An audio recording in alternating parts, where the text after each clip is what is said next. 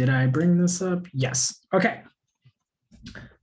And of inverse matrices and multiplication of matrices. Actually, okay, you know what? Why don't I'm not going to lecture because I don't think, right, that's fundamentally not our purpose. However, if you don't understand matrix multiplication, then this is, going to be lost on you.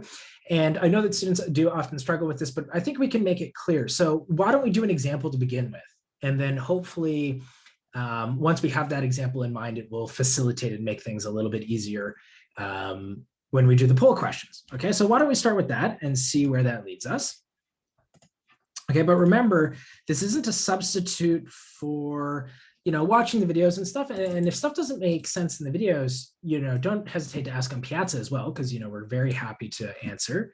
And just to be clear, I think, many people post private messages on Piazza. So I think you as a class don't see how many messages are actually up there, but there are actually a lot. It's just that many of them are private messages because they're often related to the assignments and such.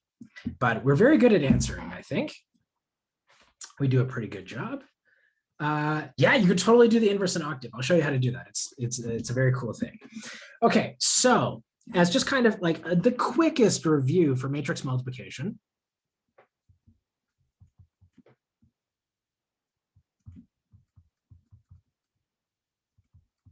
Okay, so let's say, so first of all, when we have the dimensions of a matrix, let's recall that in order to multiply the matrices, the inner dimensions have to match, right? So if I have an M by N matrix, I can multiply that with an N by K matrix, right? These numbers have to be the same. Okay, and we'll see why that's true in a second. And then the result is whatever the outer dimensions are, right? So that's the result right there. And so the thing that we get out is going to be an M by K matrix, like so. Okay. Yeah, maybe we'll look at some notation towards the end though, right? But yeah, we can look at it if we have time.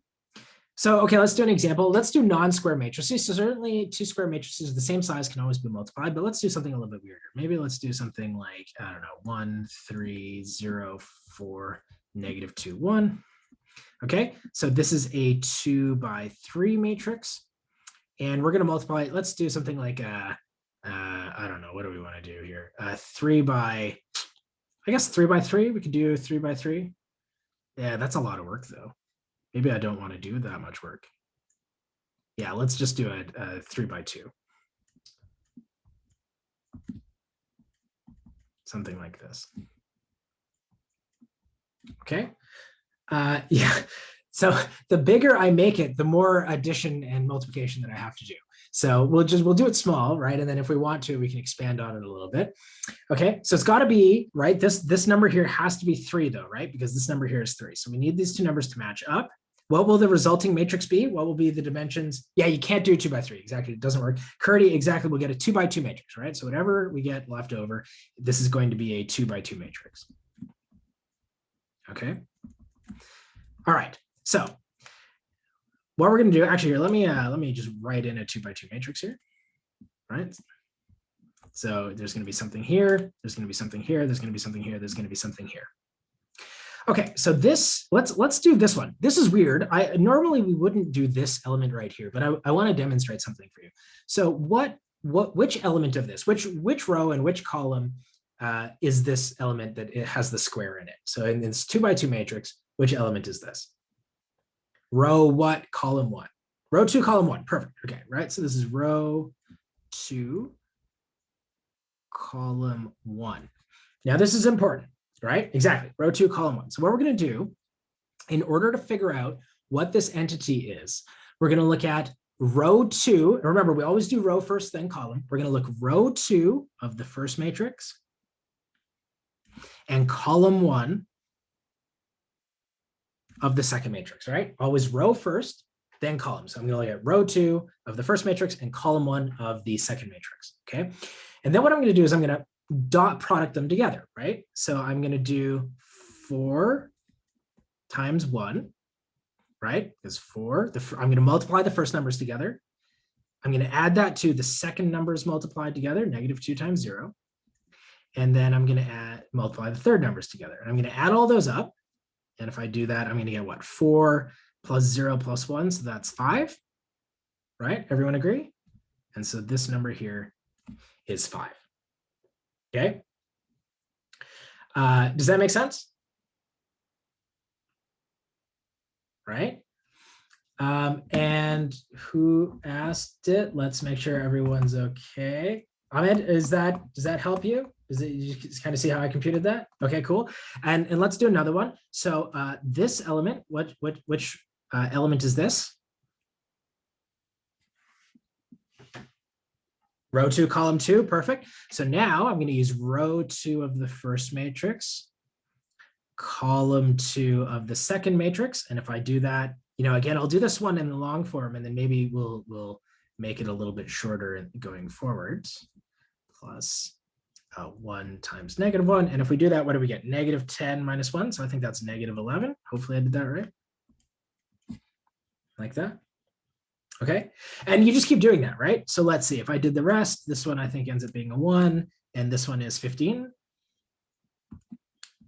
Right? And if you practice it, right, like if you do it like as often as I do, I can just do these products and multiplications in my head, so I can just see how it works. In fact, in my brain, what I do when I do this is I actually take in my brain the 0, 5, -1 and kind of like turn it sideways and put it over the 4, -2, 1. And that's how I actually see it in my brain. Now you might see it a different way, but when I actually do this multiplication, I take that column, I kind of like turn it on its side, and I put it over top of the thing that I'm multiplying. And then I just multiply all those numbers together and add them, right? So does that make sense then how multiplication works? And you just do that no matter how big the matrices are. No matter how big they are, that's what you do, right? And you do that until you get all of the numbers. Now, if you're doing this by hand, and you're not using something like Octave, if you're doing this by hand, you have to be careful, because you're doing a lot of additions and multiplications here, right? And chances are, like, how many additions and multiplications are we doing? We do 3 multiplications every time we do one of these, and 3 additions. And we have to do that 4 times. So we do 12 multiplications and 12 additions. There's a good chance you're going to make a mistake somewhere in there, right? So you just kind of have to be a little bit careful about that. So that's how you do it. And we see now that the reason why these numbers have to match is that is precisely the length of the row, right? That number, that 3 there, is the length of the row of the first matrix. And it's also the length of the column of the second matrix. And we need those 2 numbers to be the same size so that I can actually do this sort of dot producty sort of thing, right? Where I multiply all the numbers together and then add them up. So that's why those inner numbers have to match up. Okay. So that's like how matrix multiplication works. And then inverses, so we can do A times B, but can't do B times A. Depends on what you mean. Like, what are A and B in this context? Like, is this the matrix A and this is the matrix B? Is that what you're saying? Okay. So what if they were reversed? So B is a 3 by 2 matrix and A is a 2 by 3 matrix. These do line up, right? And so if I were to do this, I'd actually get a 3 by 3 matrix. Okay, so why don't we try that? Everyone just take a second and try and do this multiplication. Your answer should be 3 by 3. And I recommend that you just try and do this one by hand. And then if you want, you can double check it in Octave and see if you get the right answer. But let's take a second, try and do that multiplication. It is compatible because you get, right, the dimensions actually do line up. And see if you get what you get.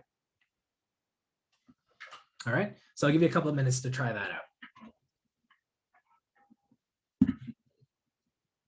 Oh, did you? Like recently?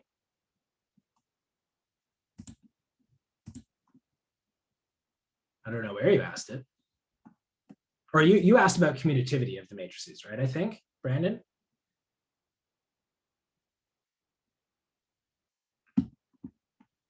Yeah, so yeah, it's true. Definitely, we are actually going to get, these are, so for sure, they're different matrices here, right? Because A times B is a 2 by 2 matrix and B times A is a 3 by 3 matrix. So those definitely can't be the same matrices because they don't even have the same dimensions. Your question was a little bit more interesting though, because your question is, in the event that they do have the same dimension, like say they're both square matrices, like if they're both 2 by 2 matrices, and A times B and B times A are the same dimensions. And so it could reasonably be that they're equal. It still turns out they're not equal, right? So that was the question you asked, but it is, I think, a little bit different than this one. But I actually think that your question is in some sense more interesting because we see that the matrix multiplication is not commutative, right? That's what this means.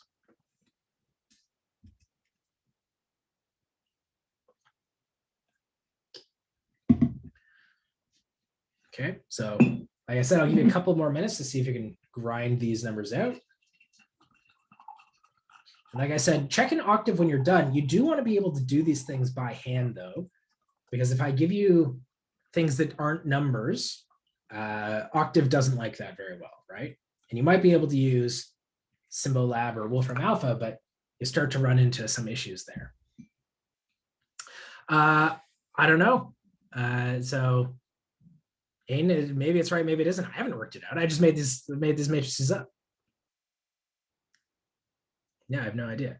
But I guess I could just check your answer right now. And then and then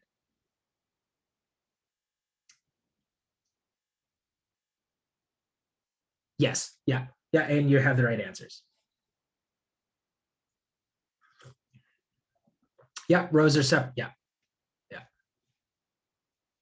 Yeah, you have the right answer.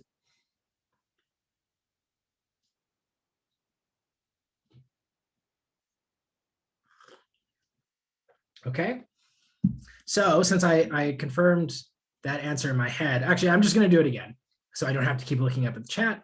But let's see, what are we going to get? So I usually move down the columns, which is, of course, actually the opposite of how we put it in octave. In octave, we usually move across the rows. But for me, I start with something over here, and then I do it into each of the rows. Now, if you don't want to do that, it doesn't matter. It doesn't make a difference. All right. So I'm going to get 1, 20, and -3, right? And then 3, -10, and then 3 plus 2, so that's 5. And then 0, 5, -1. All right, did everyone get that? Sweet, that's awesome, right? So people are like, that makes sense? Everyone's good? Okay. Let's maybe leave the inverse discussion for now. I'm not even certain that we'll kind of get to it in the poll question, so maybe we can talk about it on Thursday, or we can talk about it in office hours. But for now, let's just focus on matrix multiplication and kind of see how that goes. Did it make it worse somehow? Can you clarify why you're confused? Like which part of it is bugging you? That was a direct message for the people wondering. How do I get 120 and -3? Okay, so what I'm going to do, this number is these two, this row and this column, right? And you multiply them together and you get, is everyone okay? Like, so you get 1 times 1 plus 0 times 4, right? And that's equal to 1. Does that make sense? Everyone's okay with that? Okay, right. And then Riri, I don't know if you meant to direct message that to me, but yes, the row is, yeah. Okay, so now this one here, maybe let me use a square for that. So that's gonna be, oh, let me use this. And so now that's gonna be that row, the row 0, 5, and then the, still that column though, still the column 1, 4, right? So we're gonna get 0 times 1 plus 5 times 4, and that gives me 20. So that's where the 20 comes from, right? And then maybe let me put the 3 here in a cloud. So I'm going to do the cloud here, like so. And so I'm going to multiply the cloud by the column. So that's getting me 1 times 1 plus -1 times 4. So that's 1 minus 4 is -3. So Sylvia, does that help? Do you see how that worked?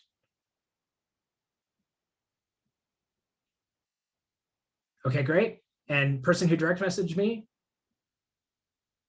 you mean row times column? Yes, right? It's always row on the left and columns on the right. Okay, sweet. Okay, perfect. All right, so let's dive into the poll questions then. So this is matrix multiplication, and I mean, hopefully this helps make the poll questions a little bit clearer. But let's start off with, oh, you know what? I didn't share my whole screen. I just shared that thing. No, damn it. Sorry, I'm going to stop one more time. We're going to figure this out. Screen, share the screen. There we go. Okay, so let's start with this. I'm going to launch the polls in a second, but you can start thinking about it.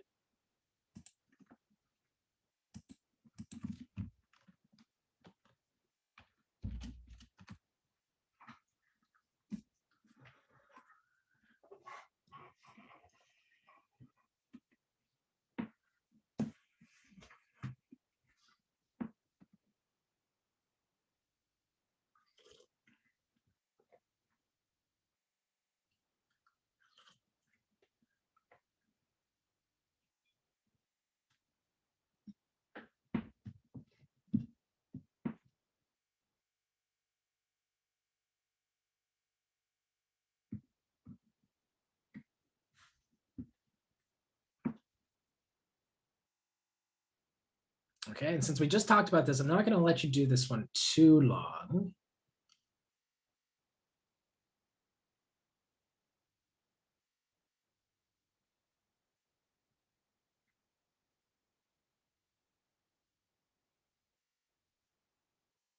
It's always rows first, then columns, Brandon. So the first one, 2 by 3. Rows first, then columns. Yeah.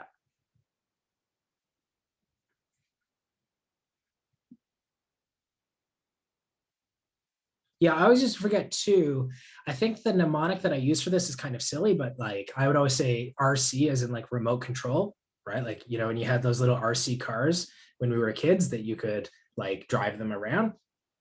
And so those were like RC things, right? Like RC planes, RC controls, those were remote control. And so I always remember when I was like, now I've done it so many times, it's second nature. But the mnemonic I used when I was younger is just remember it's the same as that acronym, right? Remote control. So rows and columns. That's how I did it. Yeah, totally go crazy.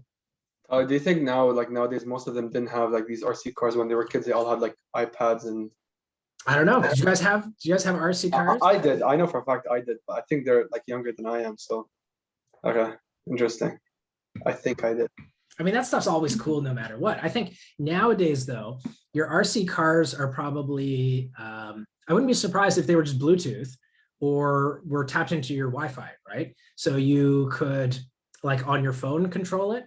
Versus back in the day, there'd be a direct radio signal, right, between the control and the car. Yeah, they never lasted very long, Ahmed, for sure. Like they tended to break down very quickly.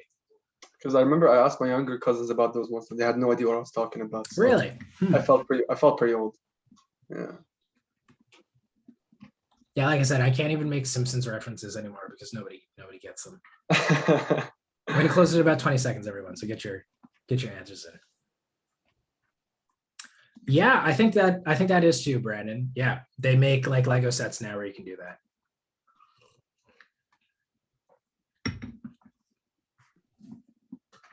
I mean, yeah, now that you're in like university, you all can just go buy like integrated circuits and just build these things, right? It's actually not too hard. That's that is sad. That is very sad.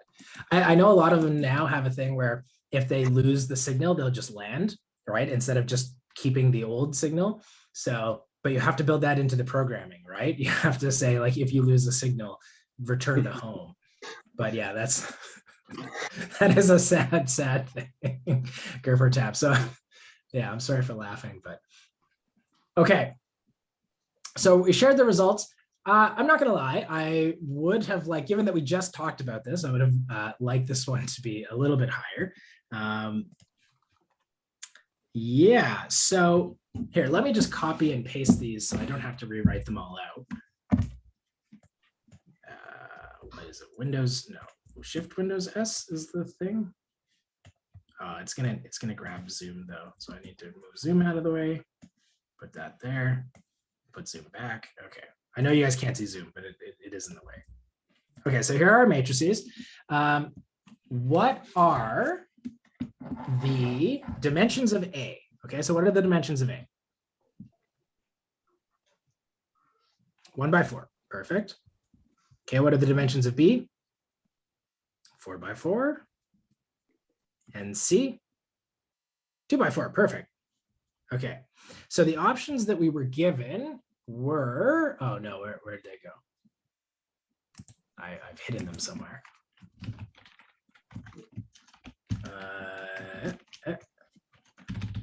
Hold on. I've got this up in another document. Okay, so AB,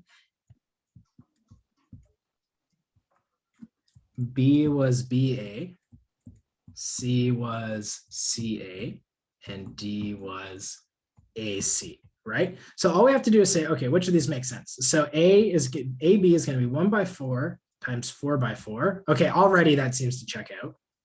B is 4 by 4 times 1 by 4. That doesn't work, right? Because you need the inner dimensions to match. Then we've got 2 by 4 times 1 by 4. Nope, that doesn't work. And then 1 by 4 times 2 by 4. That doesn't work either, right? So the only one that works is A. All right, as kind of the bonus, which of the unlisted multiplications are also defined? Okay, so CB, so as the bonus, let's see what we have here. So we've got CB is defined. Okay, that's true. Anyone, are there any other ones?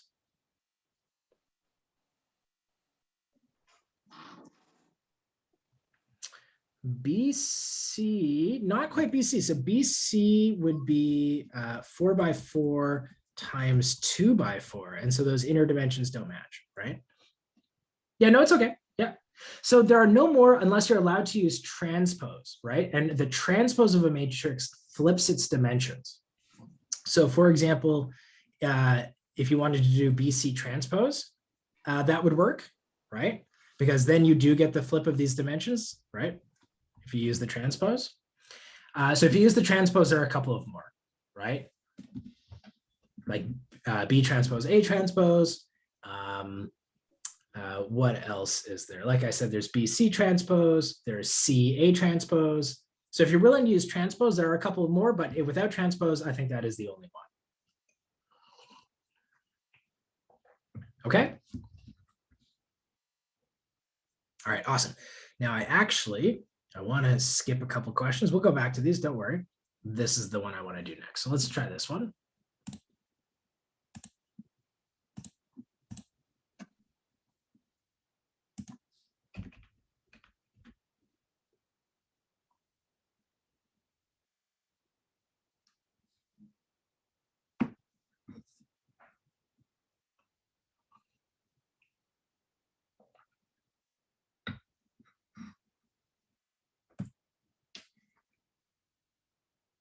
Right. So 2, 1 is telling you which row and which column, right? Yeah. So it's saying, don't compute the whole matrix AB, just give me the element of AB at row 2, column 1.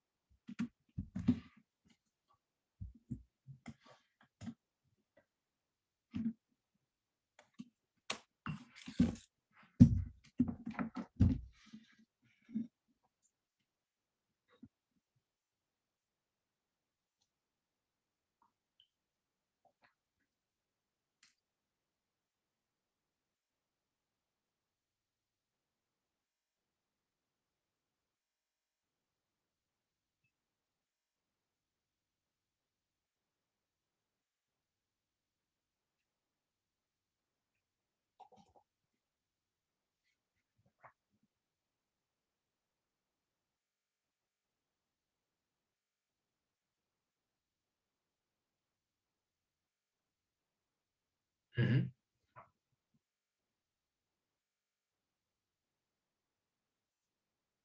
All right, so we're already at 75%. Let's do like 20 more seconds. I'll close it up.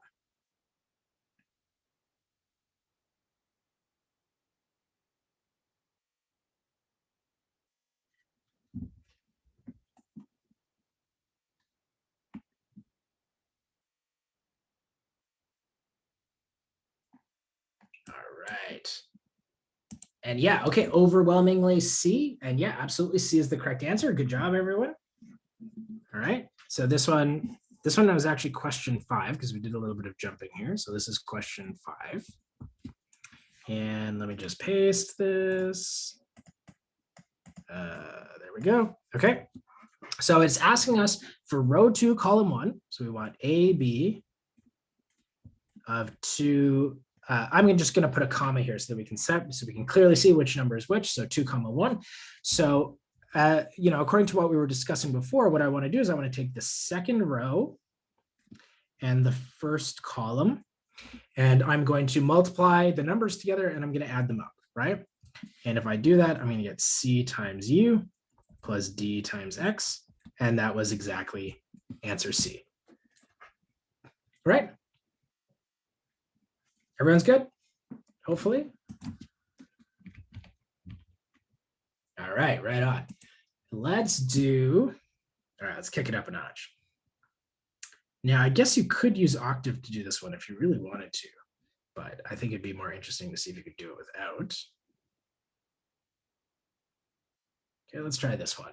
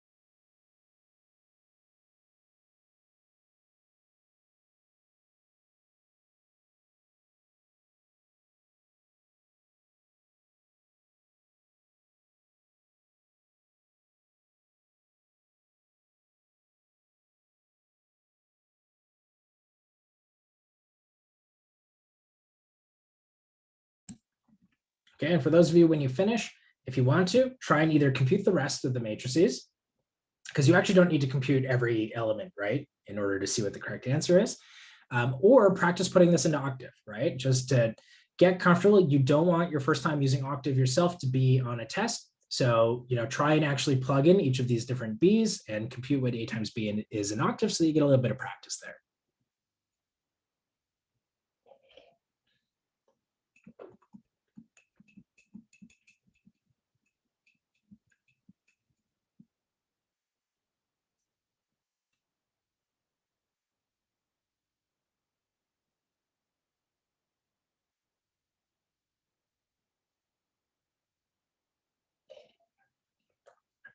I mean, when you're actually saying like, I want this matrix to be A and this matrix to be B, it doesn't matter, right? You can input them into the system in any way, but when you actually do the multiplication, obviously A times B has to be A times B, not B times A, because you could get a different number.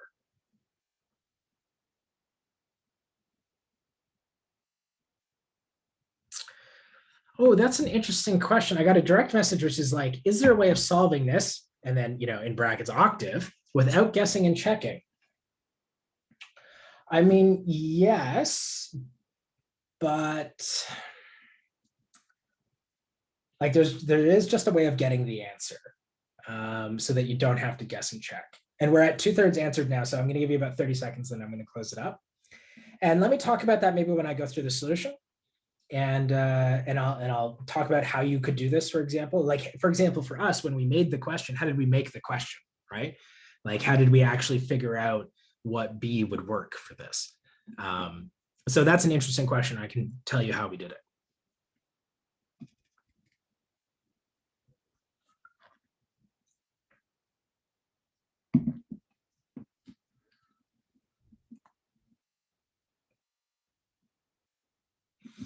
Okie dokie.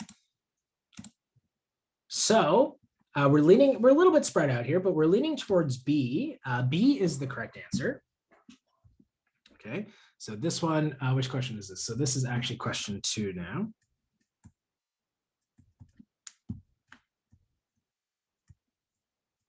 So question 2, let's just paste this in so we can see what all the matrices are. Sweet. Ah, it's so blinding because it's so white. Okay, so if we actually start just doing these computations here, right? So AB would be 1, 1, 2, 2, 1, negative 1, 0, 1.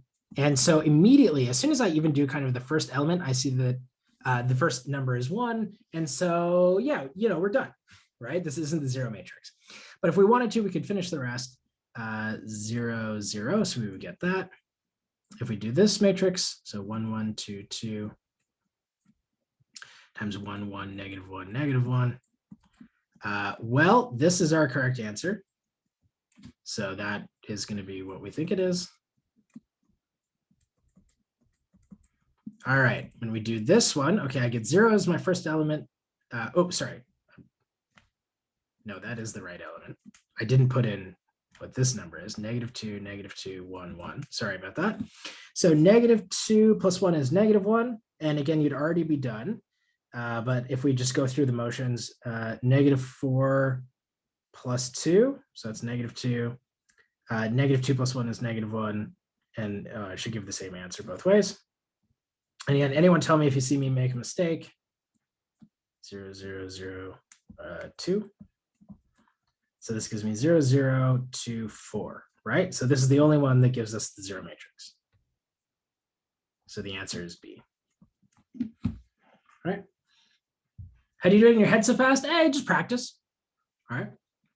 How do you do AB equals 0? I mean, you can't actually set it to be equal to 0, but what you would do is you would just compute A times B for each of these 4 matrices, and you see which of them gave you the 0 matrix, right? So you plug in the first option for B, and you would compute it, and you'd see if it gave you the 0 matrix, and so on and so forth like that, right? But it can't do any computer algebra manipulation for you. So if the question is, how would I actually do this? So the way that I would actually solve this, just do A star B, right? Like A times B like that is how you do multiplication. Could you do multiplication the long way to B? It depends on what you mean by that, direct message person. Like, I'm not certain what you mean. Like, I effectively did do all of these. It's just I did them in my head, right? Oh, like, sure, I can do like one of them. The problem is just, you know, there's so many here that it would take a long time to do them all. But let's say, right, I wanted to do this. So I would get 1 times negative 2 plus 1 times 1. So that's equal to negative 2 plus 1. So that's negative 1. So that's why the number there is negative 1, right? How do you find B if there's no option? Okay, yeah. So, right. Okay, here's what you would do. You have to realize that if I do A times B, that's the same thing as this.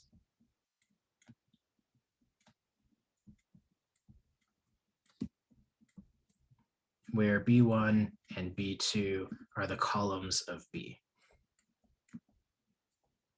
Okay, so what you do is you would compute the matrix times the first column of B, and you would put that as the first column of your answer, and then you would compute A times B2, the second column of B, and that would be your second column, right? Does that make sense? Do you see that that's true? That's really, okay, so 1, 1, 2, 2, this is my matrix. And so now let's say that B is this matrix, just 1, 2, 3, 4, or something like that. So let's draw a line down here and let's kind of ignore the 3, 4 part. When I'm computing, so the answer is a 2 by 2 matrix. When I compute this number here, what do? I do this times this, right?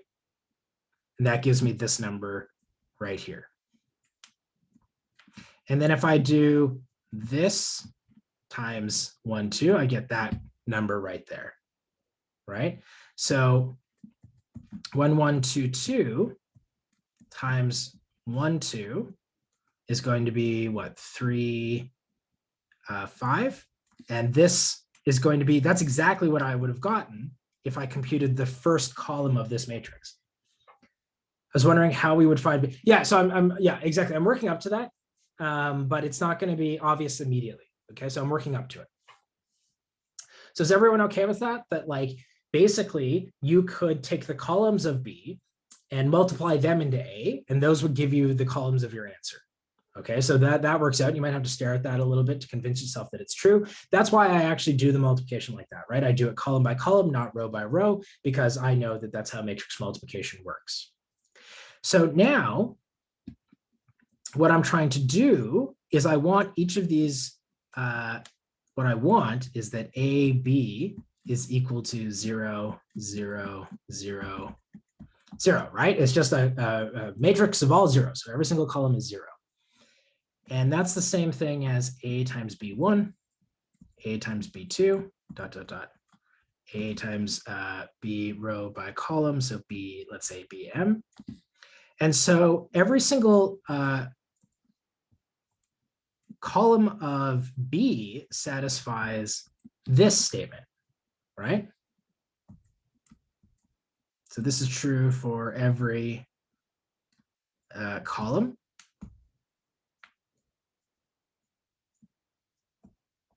And this is equivalent to saying that BI is a solution to the homogeneous system.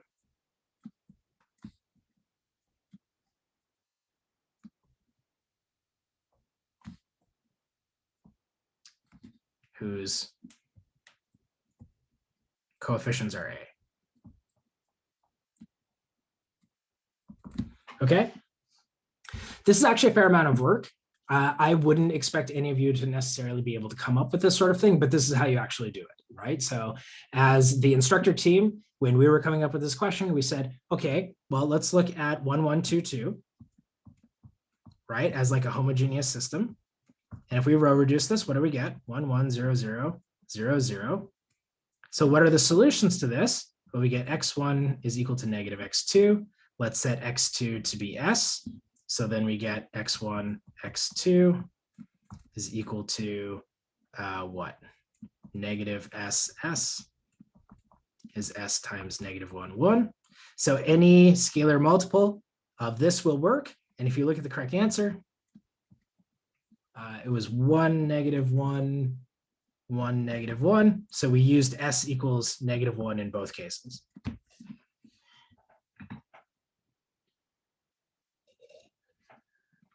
Right? Does that make sense? Kind of like see how I did it? So I used the matrix A, I found its homogeneous solutions, and then I used its homogeneous solutions as the columns for B. And that would guarantee for me that A times B was equal to 0, right?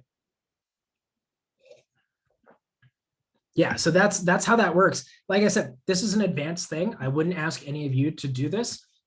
It requires like multiple steps of understanding, and we're not quite shooting for that, right? If you get this, cool, that's awesome. I love that. If this doesn't make sense to you, or you're saying like, there's no way I would have gotten that, don't worry about it. Like I said, this is a level of understanding that we don't expect you to necessarily get to, okay? What do you mean the homework asks you to do that? Oh, okay, maybe, sure. But like the things that I ask you in homework you don't have to be submitted can be arbitrarily hard, right? I'm allowed to ask you questions that are difficult in homework you don't have to submit, because you're allowed to think about that as long as you want, right? There's no deadline for that. So as far as I'm concerned, that stuff is fair game. But you want a hard question? Here, I'll give you a hard question. I think we should finish on a hard question, right?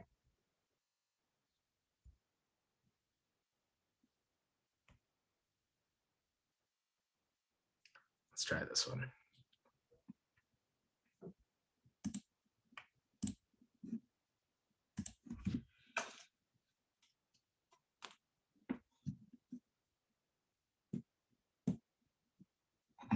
I mean, it's not that hard. Like you might not, you can process of elimination this one, I think.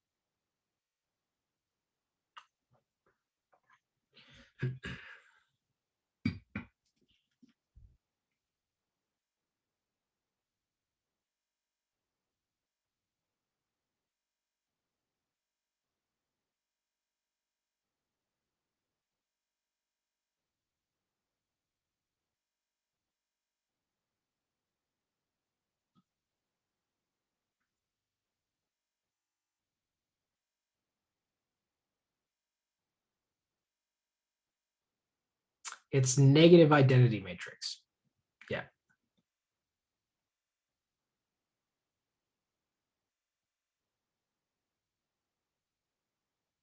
And the identity matrix is like the number one, right? It behaves similar to the number one. Okay, this is a great question. I got a direct message, which is like, what is A to the power of T mean? That's the transpose. That's where you switch the rows and columns, right?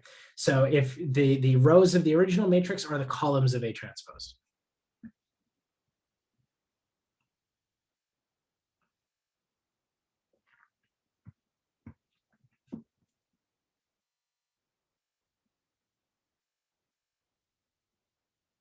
I know.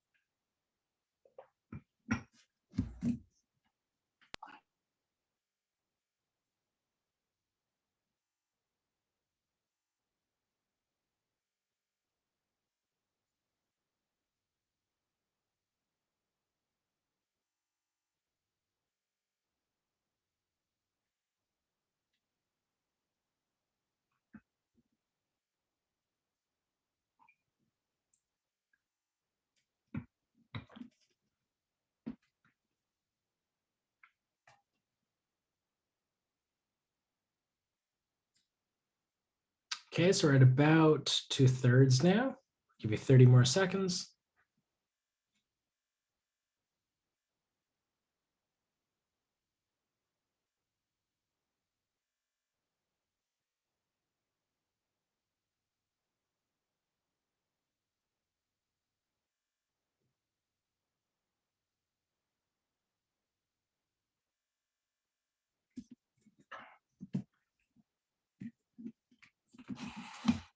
All right.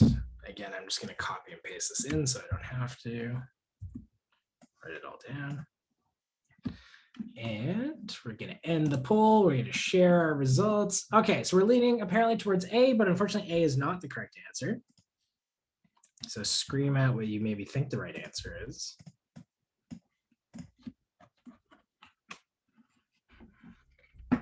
It is the only one confident enough to scream out the correct answer.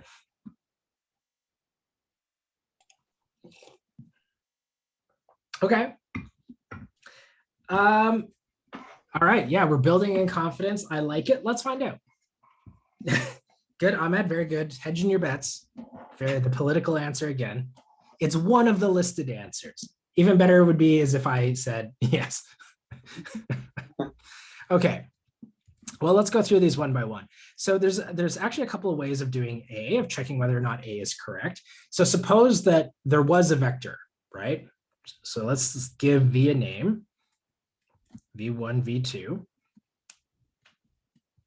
And suppose that we knew that 0, 1, negative 1, 0 times v1, v2 was equal to the 0 vector, right? 0, 0 like that. Well, if you do this matrix multiplication, what do you get? You get v2 negative v1 is equal to 0, 0. So what does that tell you? V1 is 0, v2 is 0. So the only solution to this is the 0 vector.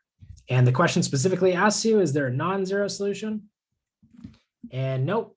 All right, we just showed if there is a vector which does this, it has to be the 0 vector, right?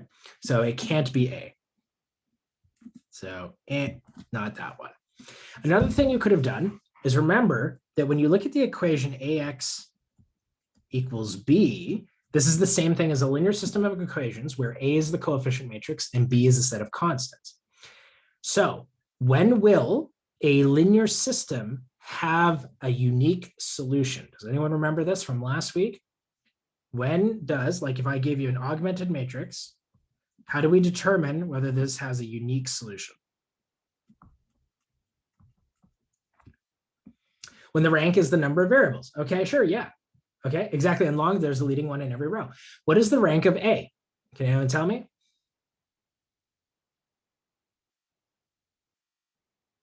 So A is not in RREF, but it's very quick to turn it into RREF.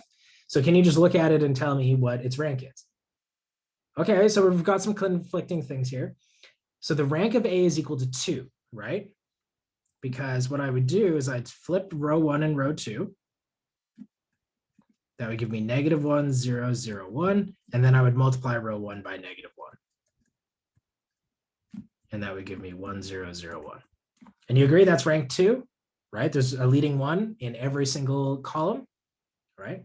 I've got 2 leading 1s. So our condition is satisfied, right? We have full rank, which means we have only one solution to any linear system. If you give me a column vector of B's, it always has a unique solution, and AV equals 0 always has a solution, which is the 0 solution. And so because it has full rank, that's the only possible one. Okay, that's a slightly more complicated answer, but it's a perfectly good one as well. It has full rank, so it has a unique solution. I already know that the 0 vector is a solution, so it can be the only one. Okay, now B here, does AB equal BA for any matrix? No, it turns out if you try pretty much anything,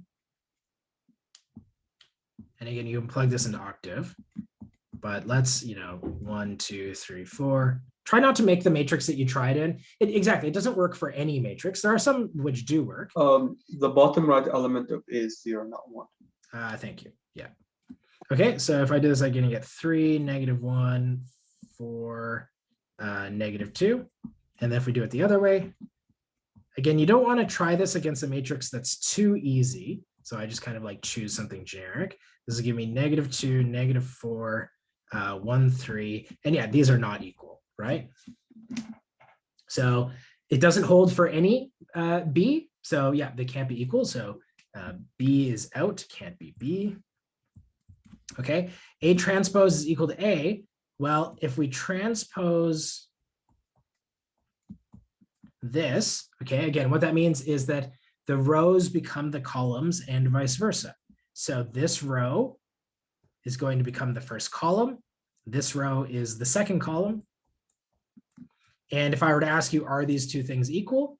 Like, is this equal to 0, 1, negative 1, 0? The answer is no, right? These are not equal.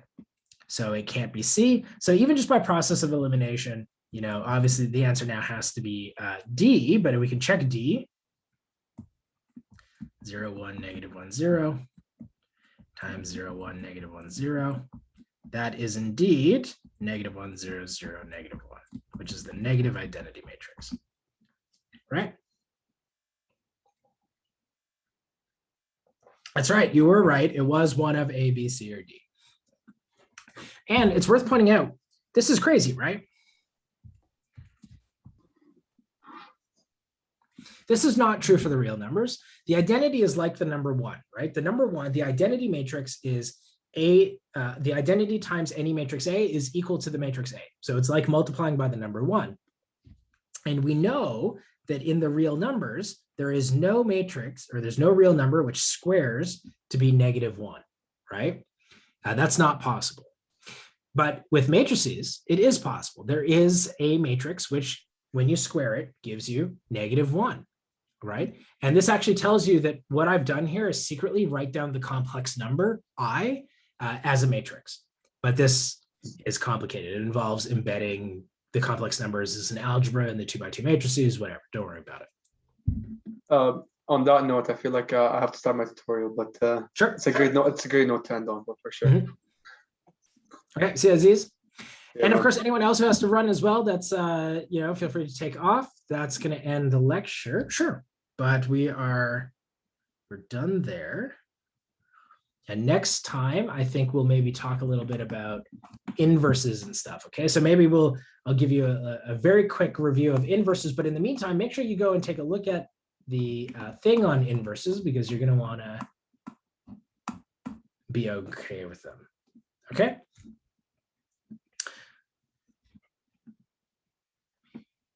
All right. So I assume there are going to be some questions. Maybe just give me a couple of minutes just to take a quick break between the thing.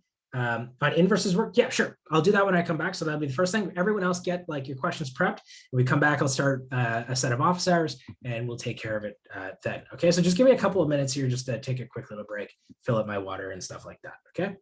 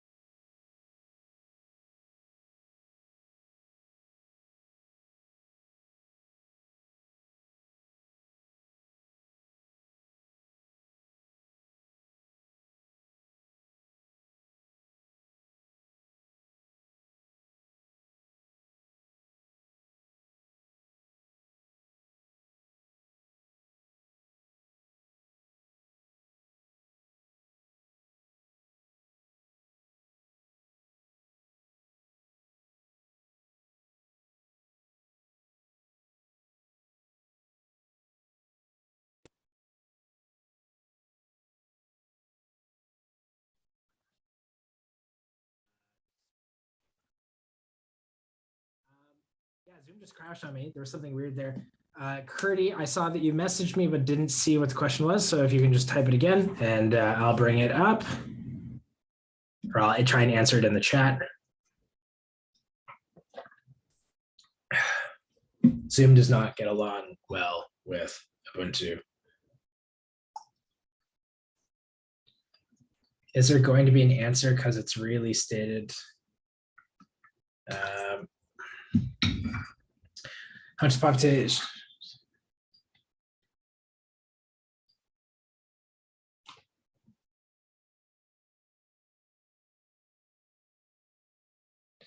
Yes, yes, there is an answer. And if you set up the equations well, you'll find that there is only one way that the population can be stable.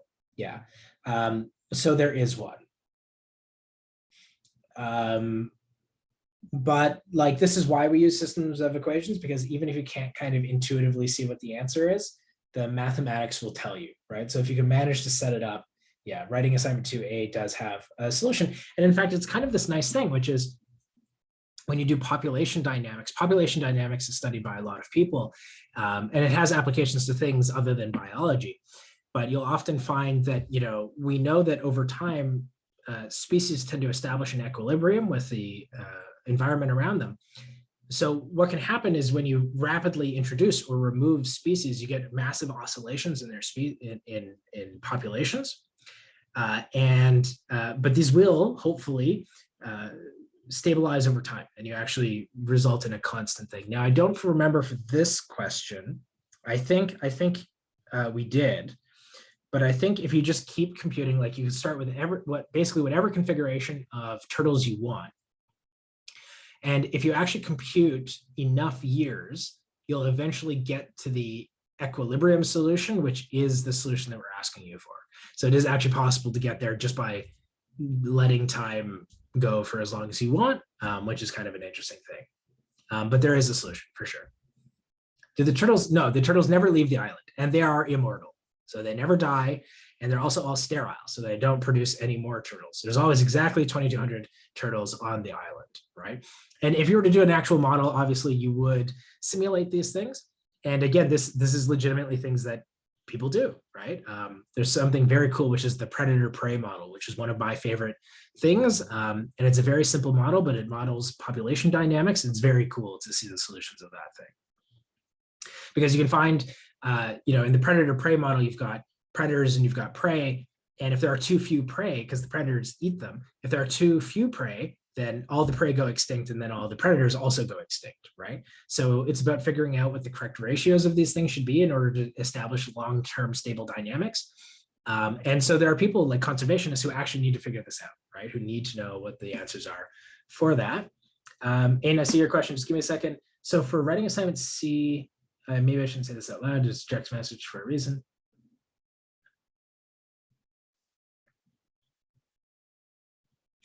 Curdy, it doesn't matter. You choose what you want. Yeah, it doesn't matter what you name it. You can call it anything. You can call it happy face, sad face, and angry face, and it would still be fine. I'm certain that, yeah, let it be anything. The worse you make it, the markers might not be happy with you, but it doesn't mathematically actually make a difference. How long is the period we should try to go for to get into equilibrium? So I don't think that's how you should solve the problem, but it depends on what your initial conditions are, like what the initial population distribution is and how far it is from equilibrium. But that's not how you should actually find the problem. That's not how you should solve it, right? It is actually possible to solve from first principles. I question regard. So Brandon, I'm reading yours right now. Portfolio YB, yeah.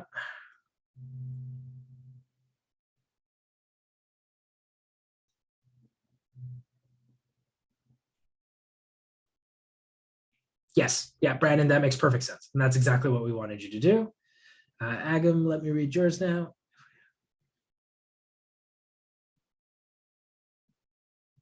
I don't check internal deadlines. So the question is basically, how do you check internal deadlines? And I don't.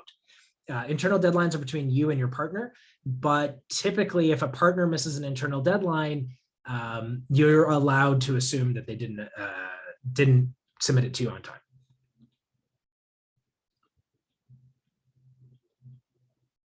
If I had like B1, does that one mean like the first row in the matrix? Maybe it depends on the context, Curdy. I mean, again, you could name them backwards if you wanted to, and it would be fine. Just don't do that because it'll piss off your marker. But usually B1 means, yeah, the first row, B2 means the second row, B3 is the third row. You could mix them up. Theoretically, you could do that. Again, it would be irritating, but you could do it and it would be fine, right? The math doesn't change. I see, Brandon. Well, I'm going to hunt those people down and make sure they get a 0 on the assignment. So hopefully that won't happen to you for the other two, but it is unfortunate that's happened to you now. So Ahmed, the portfolio Y, it needs to be any portfolio. So you probably want to use variables to indicate how much of each stock you hold, right? So just let it be a variable. You weren't assigned one. So email me, if you weren't assigned a writing assignment partner, email me and include your student number and I'll try and find you a partner, but like you probably should have told me much sooner than the first deadline, but email me anyway and I'll see if I can find you someone. There's a number of stocks in a share, or is that, depends on what you mean. A share is a stock, right? When we talk about stocks, we often mean a share in a company. So that's usually what we mean there. It's not that there are multiple stocks in a share. So a share is a company, and when you buy stocks, you're buying shares. I mean, it just says the company's stock is in which portfolio. It doesn't mention any specific numbers. Right, so you're just going to let the numbers be arbitrary. Right? But it does say like portfolio A has this much of stuff, portfolio B has this much stuff, portfolio C has this much stuff, right? Portfolio Y, you don't know what it has. So you let portfolio Y just be like, you know, Y sub 1, Y sub 2, Y sub 3 or something like that.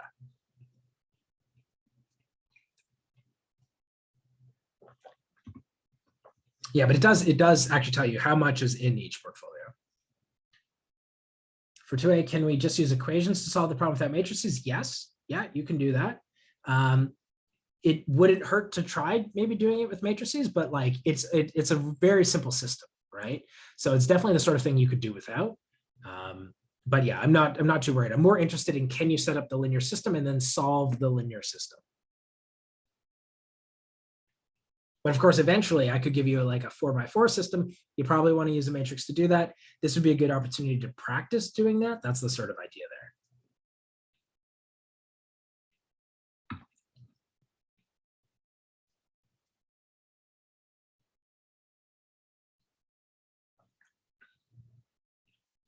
Yes.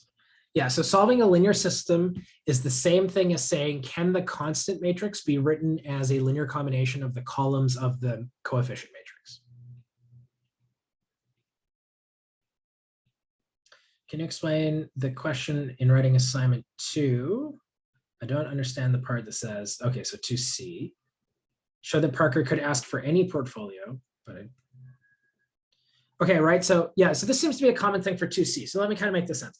So when it says Parker could ask for any portfolio, so the portfolio Y, what is going on here? Where's my pen? So the portfolio Y could be anything, right? And you want to show that no matter what variables are put here, let's maybe we'll call this Y1, Y2, Y3. You want to show that no matter what numbers are put here, there's a solution, right? So this is for 2C.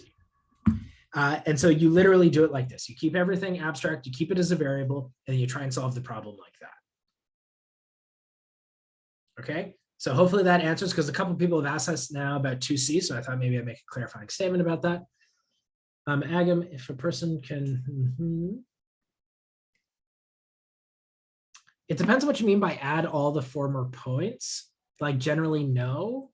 But remember, those vectors just represent the directions you can travel. So if I can, if I can travel, let's say the direction 1, 0, let's say I'm standing at the origin, and I can travel in the direction 1, 0, or let's maybe do the direction 1, 1.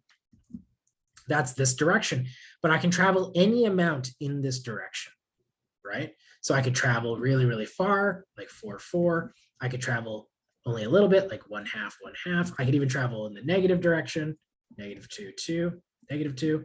So 1, 1 there just kind of indicates the direction, but you can travel any length along that direction. Yeah, so does that make sense? Is that okay? And then, okay, so now a couple people are asking about 2A, so let me kind of pivot to that quick. Will stay constant, but that is not the result I got. So Natalia, it depends. I mean, I will tell you, there is an answer to the question in the sense that there is a population distribution. So some number are inside and some number are outside, where the population does not change each year. Okay. And I mean, I can only say so much. I've been doing a lot of this on Piazza. So some of you might want to post some questions on Piazza. But let me say for those of you doing 2A, I always say, let's do numbers. Okay. And don't worry, I'll get to inverses in a second here. I always say do numbers. So let's suppose that there are X equals 200 turtles inside the reserve. Okay. And there are Y equals 100 turtles outside. Okay, after 1 year, how many turtles are in the reserve? Let's just do inside. So for those of you doing 2A, after 1 year, starting with 200 inside and 100 outside, how many turtles are in the reserve after 1 more year? Dodd, yes. Yeah, you can just use line paper if you want.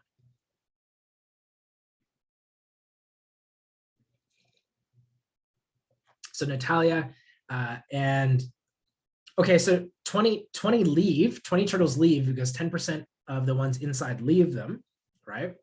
But 1% of the turtles outside also go back in. So how many turtles are there inside the reserve after 1 year?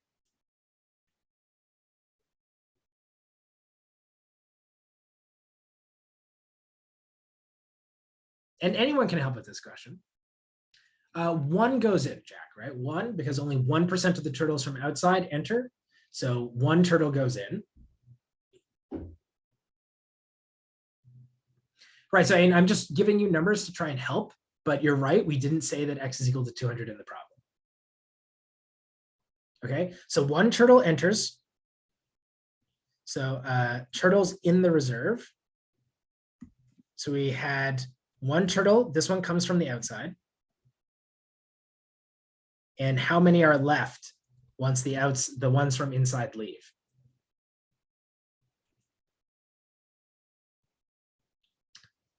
Right. Yeah, you have to figure out what the populations are so that it's constant. Exactly. Yeah.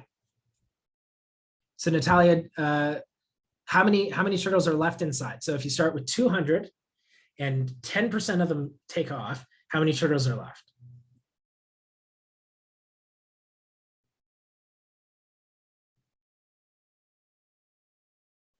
Right, 180, right? And Dot, how'd you get that?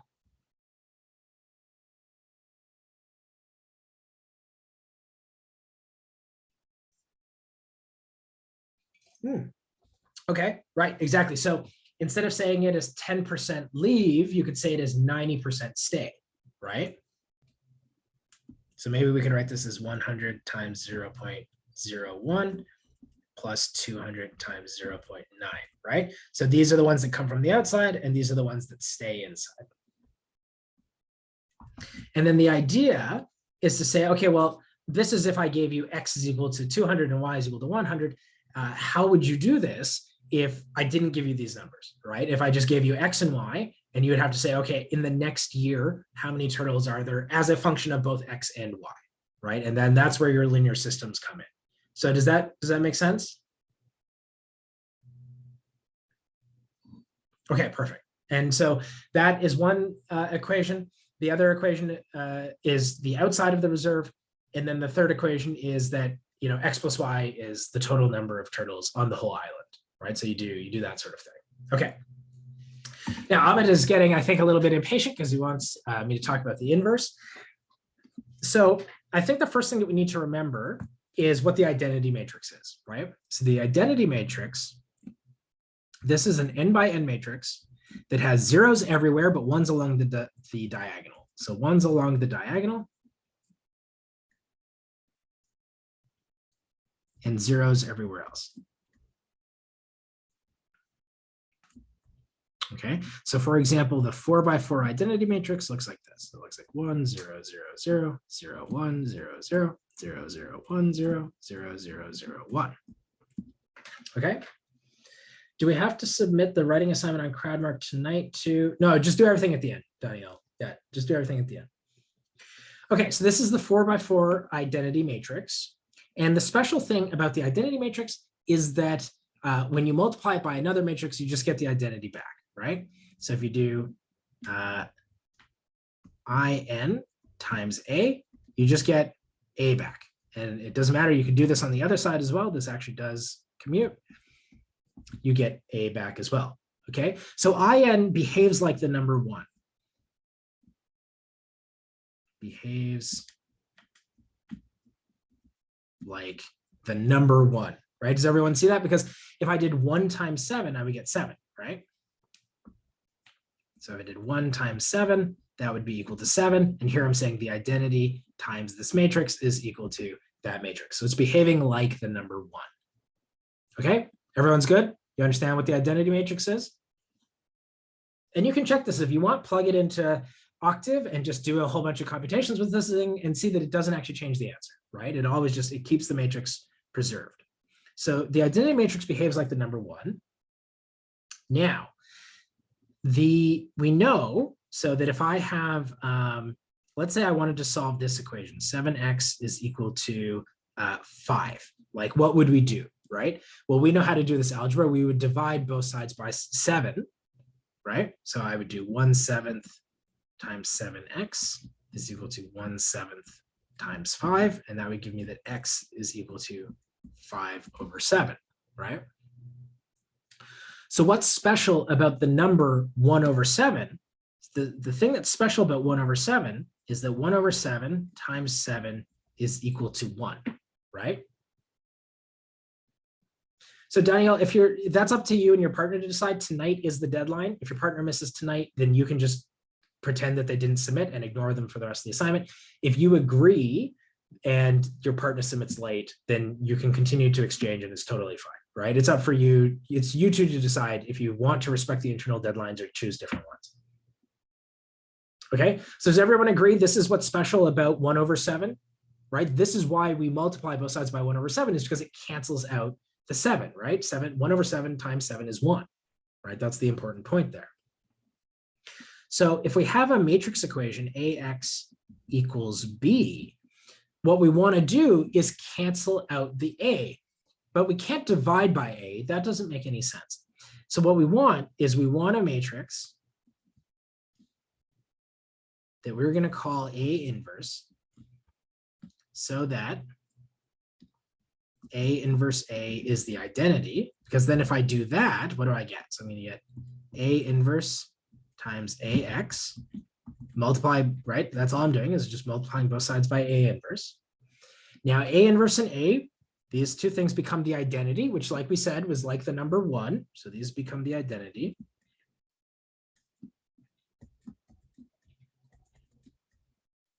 And then the identity matrix times X, well, that's just X. Like that, okay?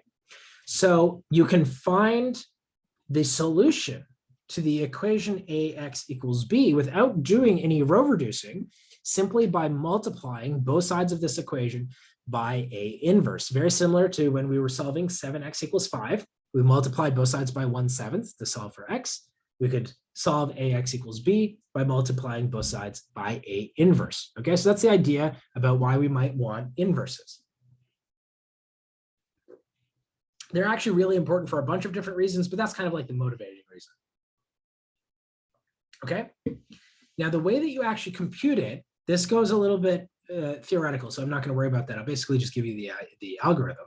What you're going to do is you're going to create a super augmented matrix. Okay, so you're going to put A on the left-hand side, and you're going to put the identity on the right-hand side, and you're going to row reduce it. Put it into RREF. And if your matrix is invertible, the left-hand side will become the identity matrix, and the right-hand side will be the inverse. Okay, and that's how you compute it. Now, in terms of the octave, somebody give me, is there a nice example of the notes? Because it's often hard to come up with these, like, here, I'll just Google one. I'll see if I can come up with one. Somebody give me an example. Sure, close enough. Okay. And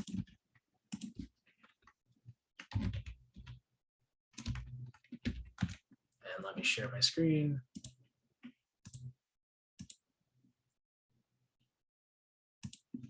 Okay, so let me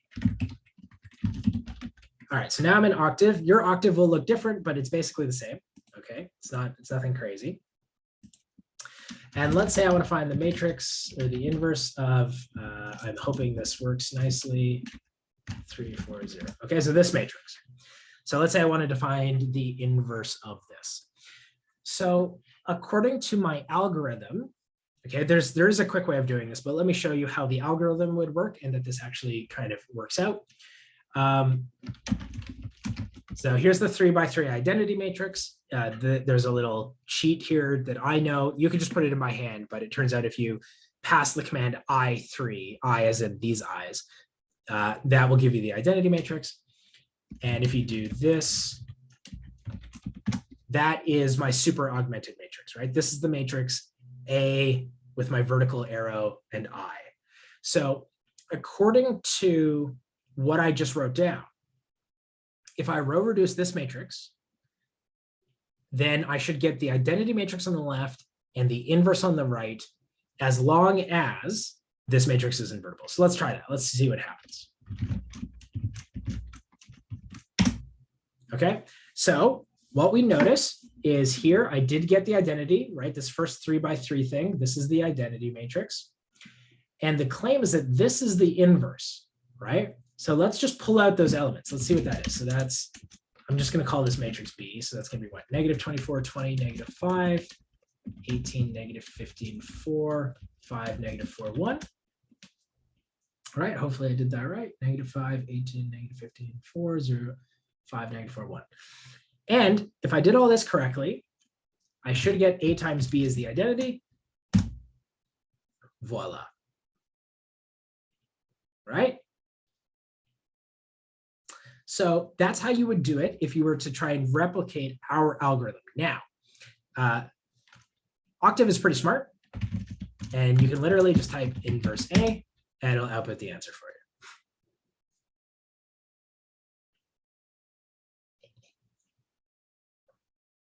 you. Okay. Okay, I'm a little bit freaked out that my chat, nothing's going on in my chat, and that like something has broken. So somebody should say something. Okay, thank you. All right. So Ahmed, it is possible you can ask Wolfram Alpha to do stuff like this, but the reality is you don't want to see what the answer is with numbers, right? So for example, can you see that? Let me just look at Zoom on. Okay, so you can see this. So let's go to Wolfram Alpha. And let's see D, E, F, G, H, I. And let's ask it to find the inverse of a 3x3 matrix for us. If I use numbers, there's your answer. Right? This formula is a nightmare. Never use this formula to compute the inverse. Okay? This is just so much work. It's definitely not worth it. You are going to make a computational mistake. It would be absolutely terrible. So you're, excuse me. So you're right.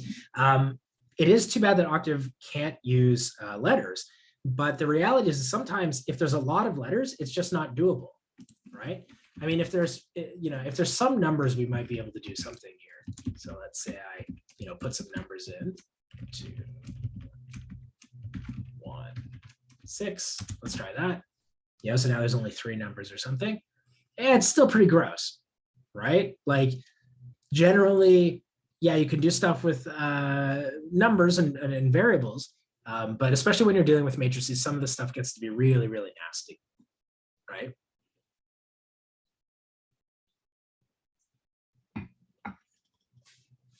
Okay, and like I said, if you really wanted to use Wolfram Alpha, oops, if you wanted to use Wolfram Alpha instead of Octave, you could, you'll still get the same answer. The slight benefit of Wolfram Alpha is it'll actually give you numbers that are like nice fractions and stuff. Did I plug in the wrong 105216? Oh, it's 340. Sorry, I'm doing the wrong. 3. Oops. I think that was our matrix. Right. Yeah, there you go. Okay, Ahmed, see you later. Hopefully that helped though. I think that's what you wanted, right? Thing about. Okay, cool. Okay, anyone else? Anything else?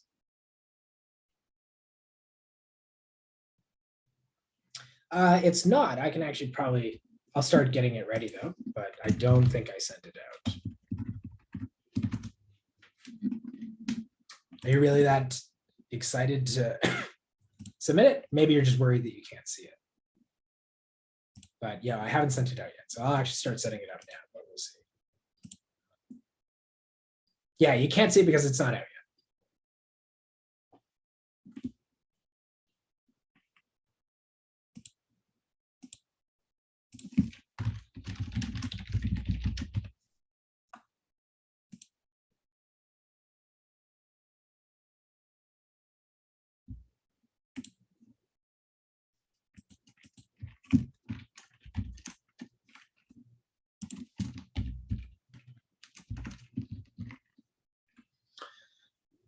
Writing assignment 2. When is the final of the final exam? There won't be an exam. We'll only have one final exam and it will happen in April. There won't be a final exam for the semester. There will be term test 3. So in the sense that there will be an exam in November or whatever. But yeah, we won't have an exam during the final exam period. Now, as for the April exam, I honestly have no idea.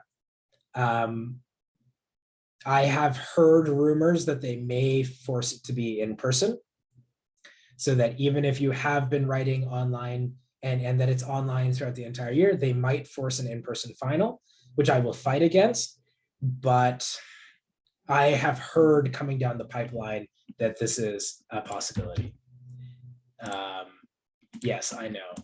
It seems particularly unfair to ask you all to write for the entire year online tests and then to suddenly ask you to write an in-person test. Like, that is not what I've prepared you for at all during the year. And so I want you to know that if this ends up happening, this will be the administration's decision, not mine. No, yeah, certainly you will not have a 24-hour in-person. That would be hilarious. We'd have to set up like a little snack bar on the side that you could, and then, some cots and sleeping bags. Yes, it would be a huge loss. Obviously, we would pivot so that you weren't required to use Octave. But yeah, I mean, like, I even really like you all having access to Octave, so that would make me sad as well. When is this assignment due? The 28th? That can't be right. No, the 30th. There we go. Yeah. Okay. So boom, it's being sent out as we speak.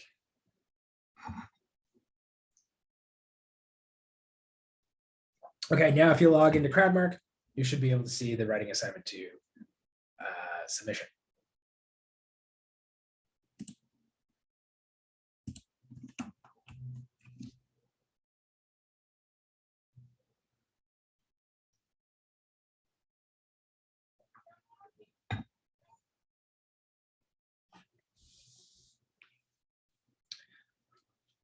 Okay, anyone else? Any questions? This is a little bit slow for our usual office hours, but maybe it's just because your priority is not the stuff we've been talking about.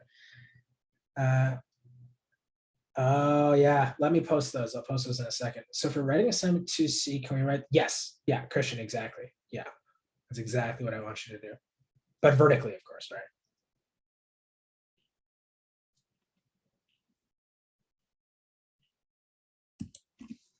All right. Well, while I'm here, I might as well upload those questions too. I was wondering if I forgot to post them. Last week was a little crazy.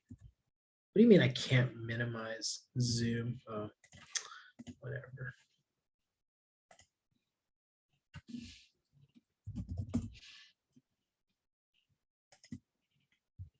Yeah, last week was a little bit crazy for obvious reasons.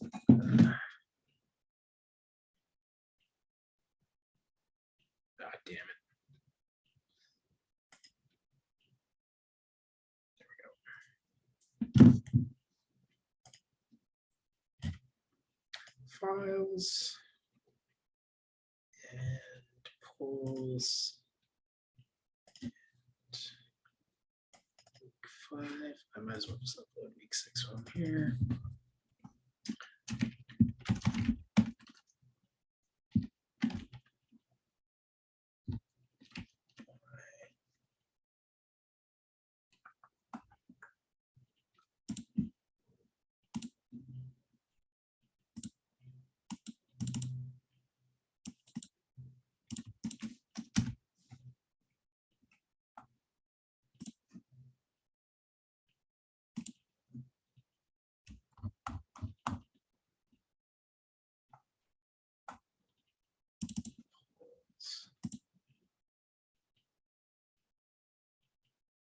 Yeah, I mean, that's what you should do. It's a good thing for office hours. You guys don't have to stay, right? If you don't want to. All right, so that's the week 5 fall. And then I also want to do the week 5 answers. Okay. All right, syllabus is updated. So in the readings, you should be able to see last week's polls. All right, see you later. See you later, Jack. Would financial math be part of term test 2 and 3? No.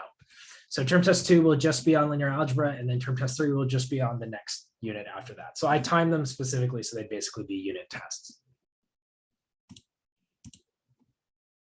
Mm-hmm.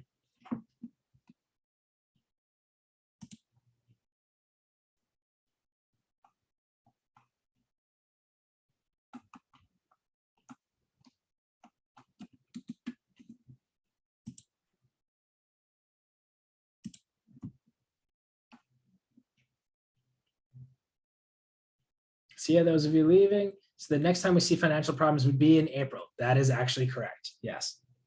So Ariana, you might remember me saying a little while ago that after writing your test, your term test 1, which had financial math, what you probably should do is write yourself a little lesson of like how you, if you had to teach yourself financial math, how you would do it. Because you don't want to be April coming around and then you're like, oh man, I've forgotten all the financial math. How do I do that again?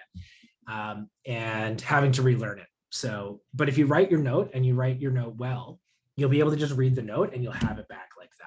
So that's why you want to write that note, right? Don't screw over future you, because you still remember it now. You won't remember it in April. Yeah.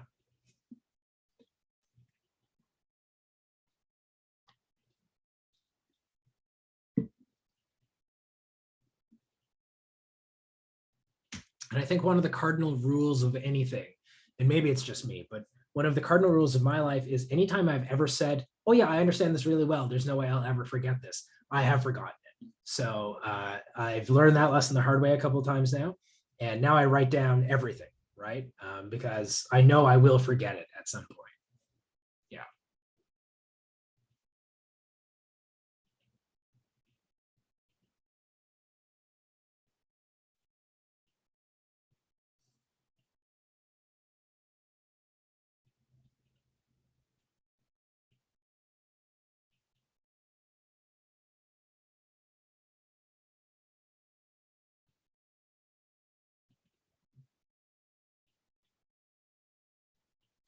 Okay, anyone, anything? I feel like people are just hanging around waiting for other people to ask questions. But then everybody's doing that. So there's no, if it's online, you'll have a full day. That depends. I have to clear that. There are weird things about that. They have given me hell for that in the past. Because if you have another exam that day, it shouldn't overlap with another exam. So we'll figure it out. But we need to, as far as I'm concerned, there's no point worrying about it now. We need the messaging and the policies to become a little bit more clear before we can really worry about what to fight for, what it's going to look like. But once we've got a little bit more clear of a message in terms of policies and procedures, then we'll be able to figure out something which works well, right? So I would say, like, don't worry about it for now. You guys have enough crap on your plates, I think, right now that you know, don't worry about April's exams. And once I know something and have something to tell you, I will. right? Until then, just kind of focus on the stuff that's right ahead of you that you can do something about, because there's no point in fretting about stuff you can't control, right?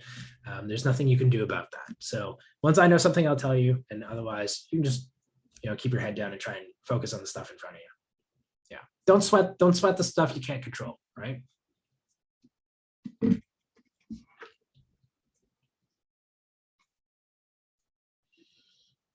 Something like last week's 2.2. Sure. So let's see.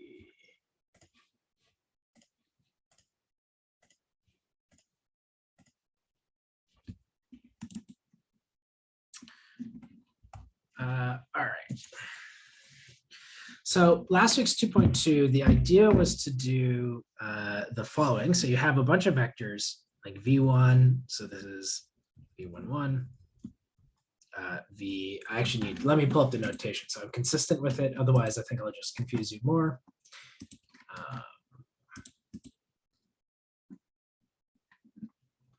So the index was in the bottom, right? Okay, so this is v1 m. All right, and you had like v2 is equal to v21 ... v2m. And then you had n of these vectors, I think. Yeah, so vn.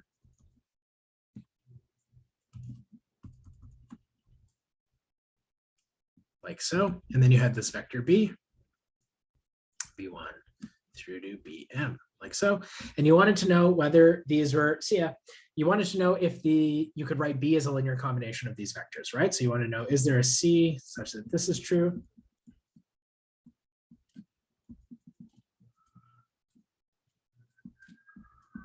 Is that? And if you write this out as a linear system, you get something like c1 v11 plus c2 v21 plus ... plus cn vn1 equals, well, let's not do that, equals b1 ... c1 v1m plus c1 v2m plus ... cn vnm is equal to bm. And so there's your linear system of equations. And if you wanted to write this as an augmented matrix,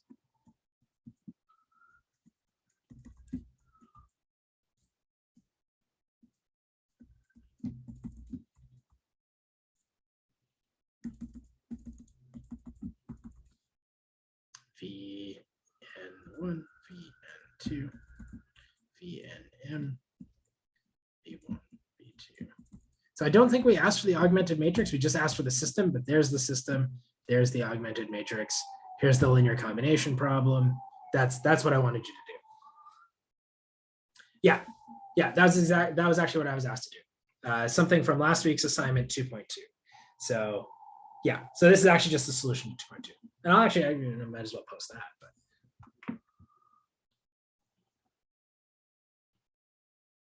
yeah, it's true. I wanted this to be symbol heavy for a reason, just to get you familiar with this idea of playing things which are a little bit symbol heavy. You can use octave. Octave is fine. Yeah, Curdy, you can just say, I use octave to do this, and this is the answer I got. That's okay.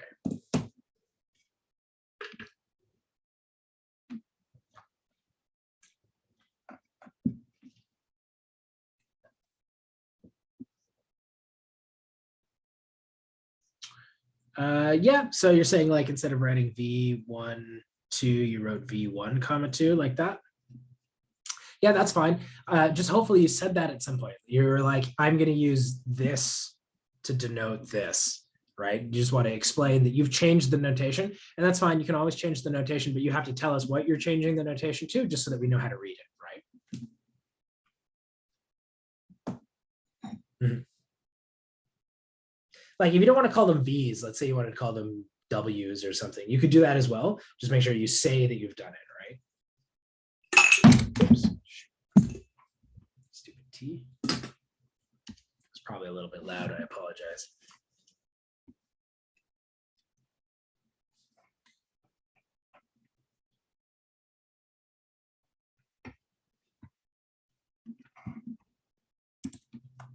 Okay, well, I'll answer some Piazza questions then.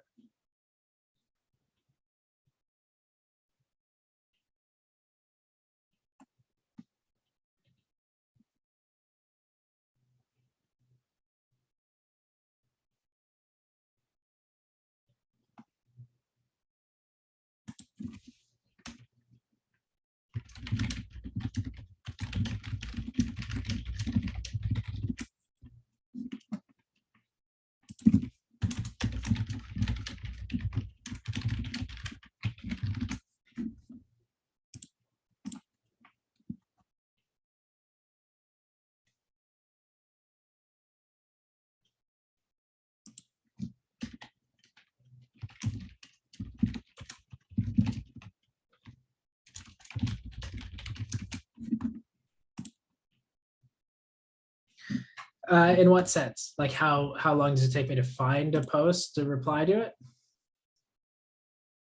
Or like type of post or?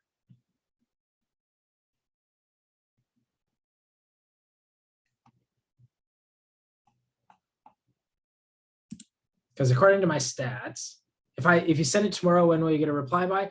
According to our stats, our average reply time is 26 minutes. So we're pretty good. I mean, obviously, if you send it 3 a.m. local, it's going to take a while, right? But usually within a couple of hours, we've responded.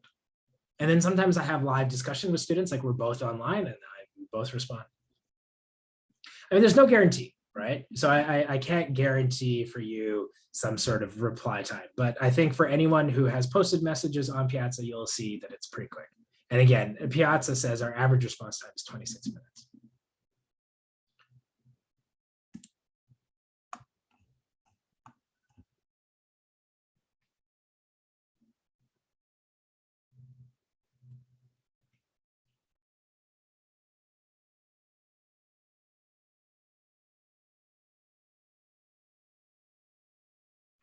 No problem, Christian. See you later.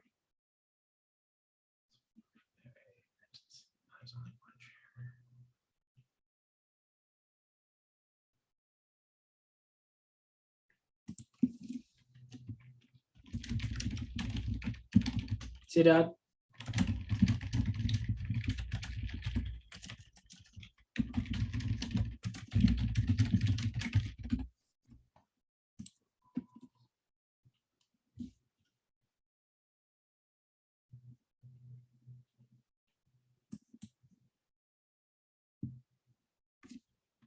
See you, Calvin.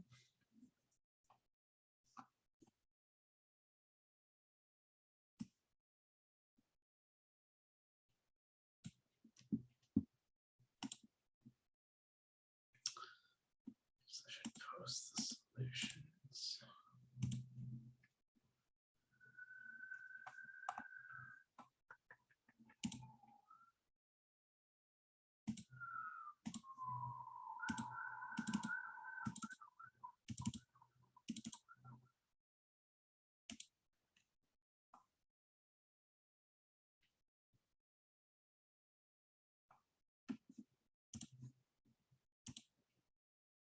No problem. See ya.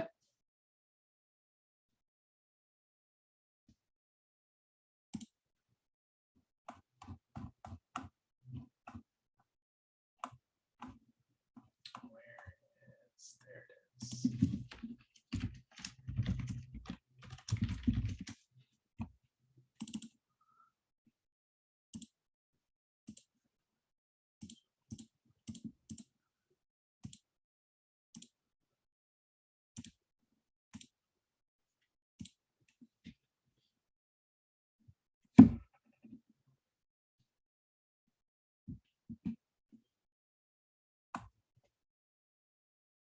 No problem. Night, Curdy.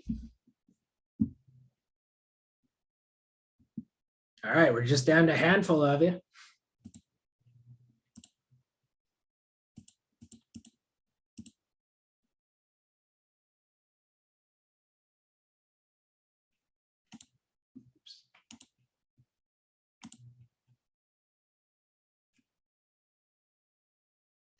Perfect.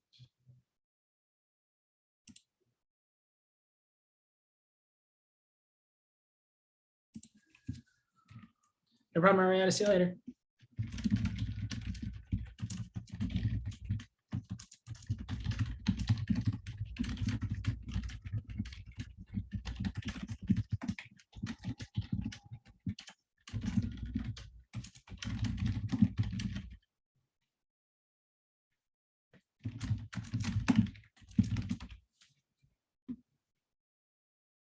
Sean, Juji, do you guys have any questions?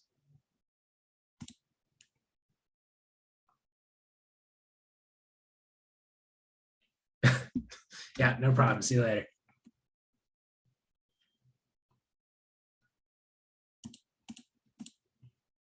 All right, it's just the two of us. Anything? Are you even there?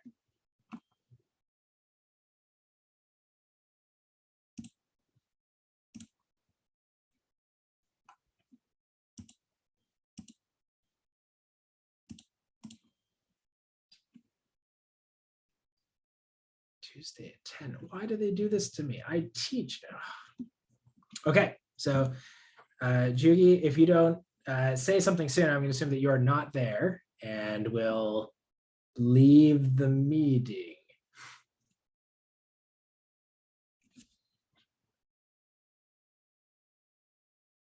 2, 1, 0. Okay, so you're apparently here, but not here. All right, have a good night either way, if you can hear me, and I'll see you on Thursday.